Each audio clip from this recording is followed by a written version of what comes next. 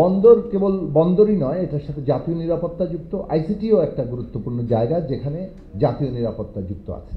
কাজে এইসব ক্ষেত্রে বাংলাদেশের কর্তৃত্ব কতটুকু আছে সেইটা নীতিমালার গুরুত্বপূর্ণ অংশ হওয়া দরকার।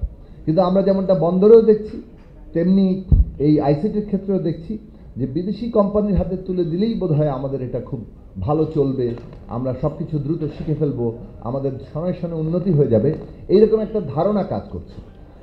বাস্তবতা কি, স্টেক হোল্ডারদের মতামত কি, তাদেরকে যুক্ত করে এখানে আসলে নীতিমালা কীভাবে হবে সেটা না বন্দরের ক্ষেত্রে ঘটেছে, না এই ক্ষেত্রেও ঘটেছে। আপনারা এখানে উল্লেখ করেছেন যে 2টি কর্মশালা হয়েছিল, কিন্তু সেই 2টি কর্মশালাও তাড়াহুড়া করে করা হয়েছে। তার মানে হচ্ছে যে এইখানে যারা স্টেক হোল্ডার আছে তাদেরকে গুরুত্ব দেওয়া হচ্ছে না। একটা দায়িত্বপ্রাপ্ত তারা হয়েছেন, ক্ষমতা আছে, সুতরাং একটা কিছু করে দিয়ে তাদের জন্য সুযোগ সুবিধা তৈরি করা হচ্ছে। এইটা বাংলা অভ্যুত্থানের আকাঙ্ক্ষার সাথে কোনোভাবেই যায় না।